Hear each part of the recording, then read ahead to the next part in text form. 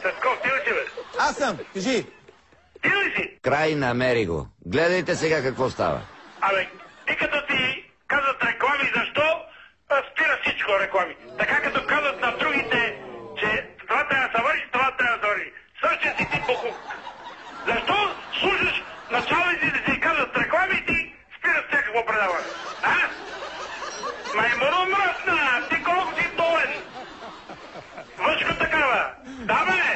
Значи, правителството виновни, депутатите виновни, а ти, като правиш пари на твоя собственик, ти правиш пари, ти прекъсваш да правиш пари. Не знам ли, като книга, да панар такъв. Не знам ли, че ти, такива като вас се мамата на България. Оти вие, иш, не знам ли. Говино. Оти вие смучите народа с тия реклами, с тия. И не дей да смя, не дей да смя. Сама е росено такъв. Аха. Оти, те трябва да видите, ги направите, бяхте мамата на държавата.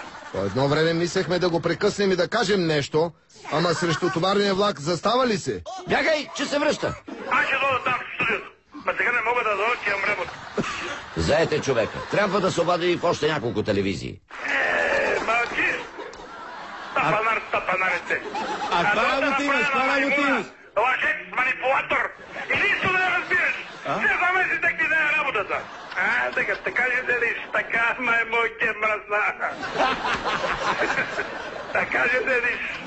Това е разликата между английския и българския хумор. Много ти благодаря. Казал ли го? Да видим отново някои от най-елегантните моменти. Маймуно мръсна! Ти колко си долен?